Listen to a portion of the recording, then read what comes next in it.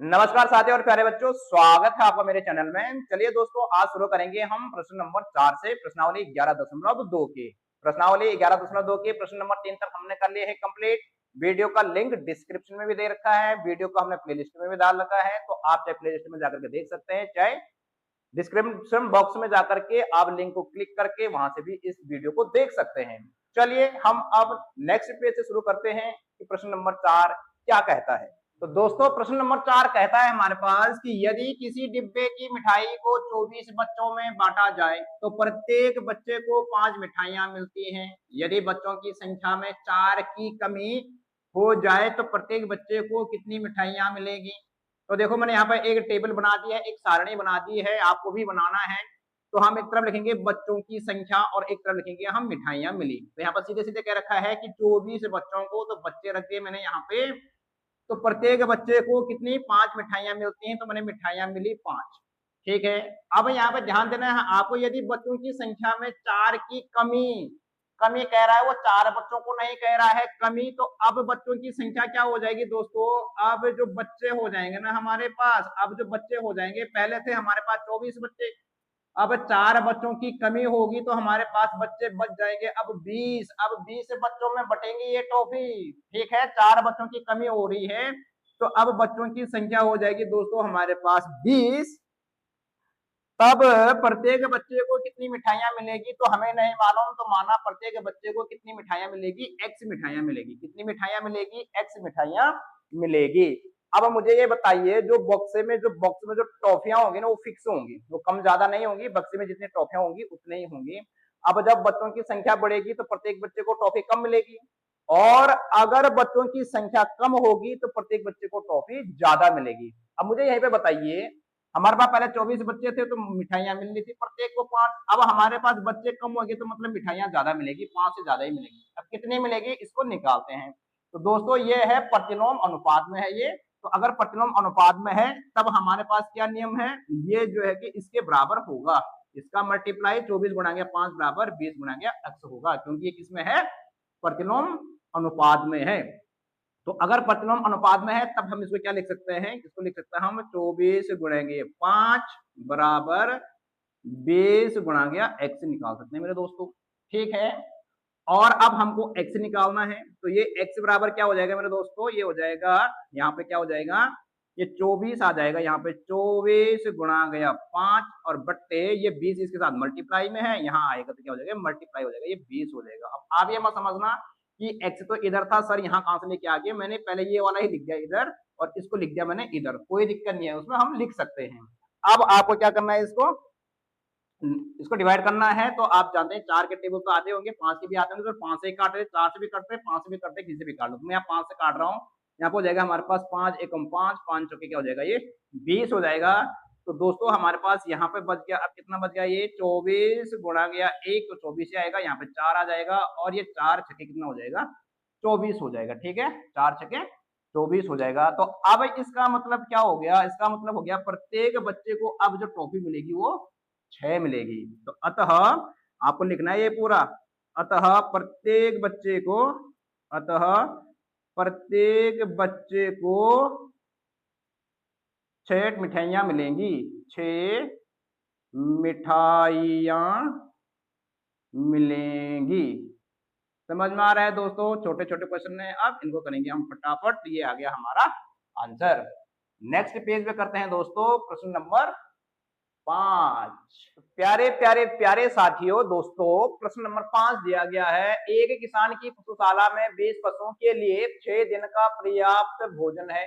यदि इस पशुशाला में 10 पशु और आ जाए तो यह भोजन कितने दिन तक पर्याप्त रहेगा। तो मैंने लिख दिया यहाँ पे, माना यह भोजन ऐसे दिन तक पर्याप्त रहेगा। अब इसमें क्या होगा कि अगर पशु ज्यादा होंगे तो जो खाना होगा वो कम चलेगा, कम दिन चलेगा, और अगर पशु कम हो जाएंगे तो खाना ज्यादा दिन चलेगा। क्या है ये, प्रतिलोम अनुपात है या प्रतिलोम समानुपात है, कुछ भी कह सकते हैं। तो चलिए इसको हल करते हैं। तो दोस्तों ये तो मैंने लिख दिया कि हमें नहीं मालूम कि जब 10 पशु और आ जाते हैं तब कितने दिन तक चलेगा। तो मैंने लिख दिया माना यह भोजन ऐसे दिन तक पर्याप्त रहेगा, तब एक सारणी बना दी है। एक तरफ हमने लिख दिया पशुओं की संख्या, जब 20 थी तब पर्याप्त जो भोजन था वो 6 दिन के लिए चलता था। अब 10 पशु और आ गए, कहने का मतलब है कि अब जो हमारे जो पशु हो जाएंगे ना, अब जो पशुओं की संख्या हो जाएगी दोस्तों, अब पशुओं की संख्या कितनी हो जाएगी भैया, ये 20 तो पहले से ही थे और 10 और आगे, तो अब हो गए पशु 30, 20 पहले से ये है, 10 और आगे उसमें, तो अब पशुओं की संख्या होगी हमारे पास 30। अब कितने दिन तक भोजन चलेगा नहीं मालूम, x दिन तक चलेगा। तो ये क्या है, एक प्रतिलोम अनुपात है या प्रतिलोम समानुपात है। तब हम क्या कह सकते हैं, तब दोस्तों ये हो जाएगा 20 गुणा गया 6, ये बराबर क्या हो जाएगा 30 गुणा गया क्या हो जाएगा, ये x हो जाएगा।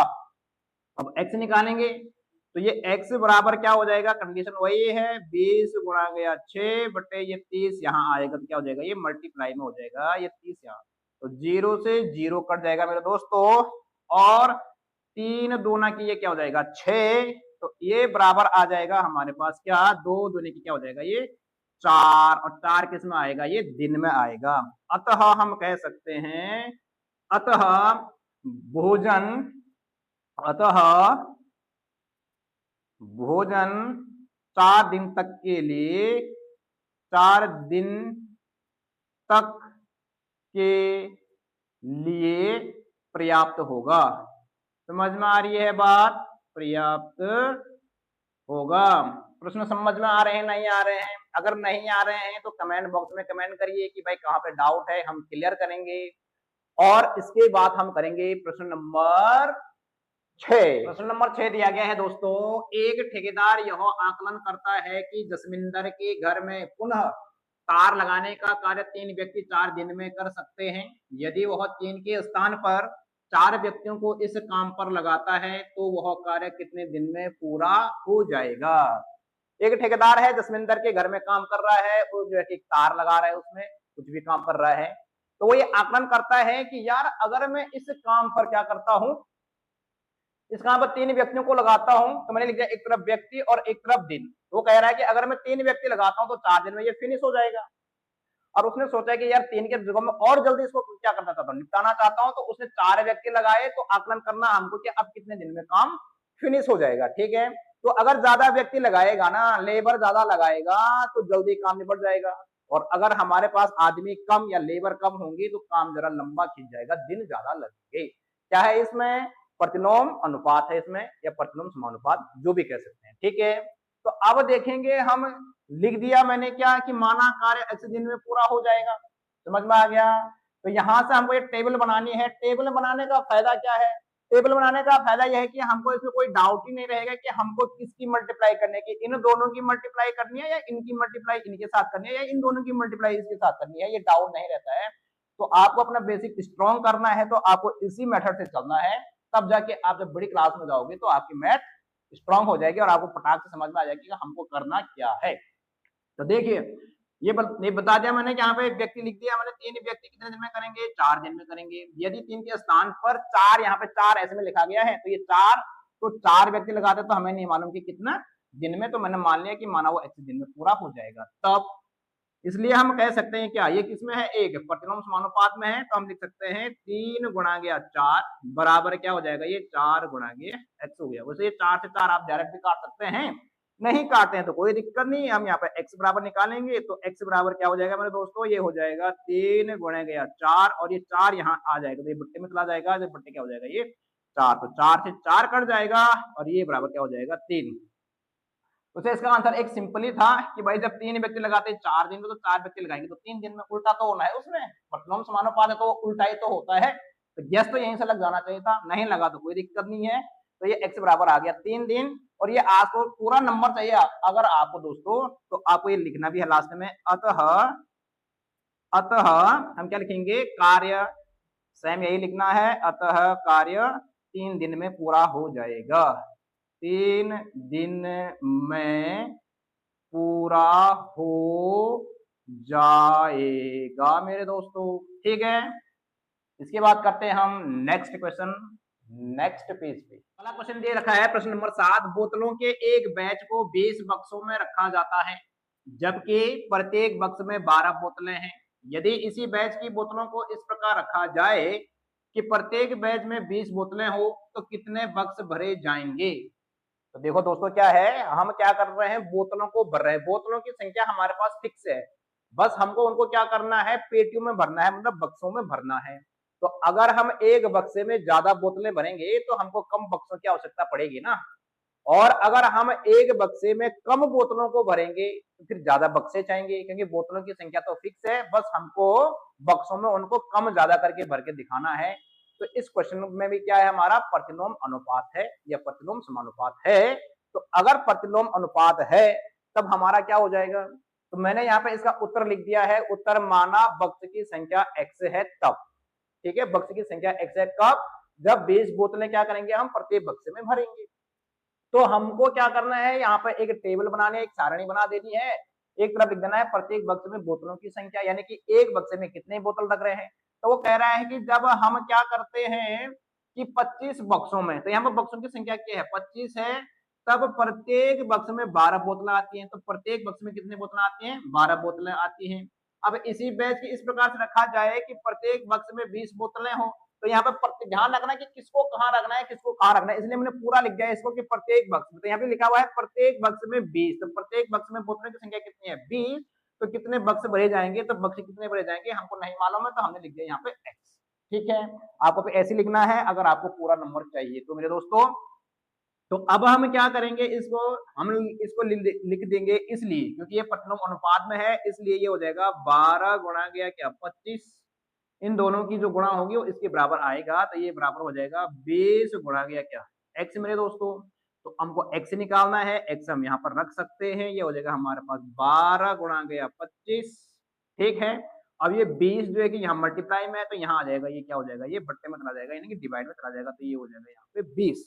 अब किससे कट रहा है मेरे दोस्तों, तो ये 4 से भी कट रहा है, 5 से भी कट रहा है, बड़े टेबल से काट लो, बहुत आसान है। तो 5 पंजे क्या हो जाएगा दोस्तों 25, और 5 क्या हो जाएगा 20। काटना भी आना चाहिए, एक ही नंबर, एक ही संख्या ऐसी होनी चाहिए जो नीचे भी और ऊपर भी इसको क्या कर दे, डिवाइड कर दे।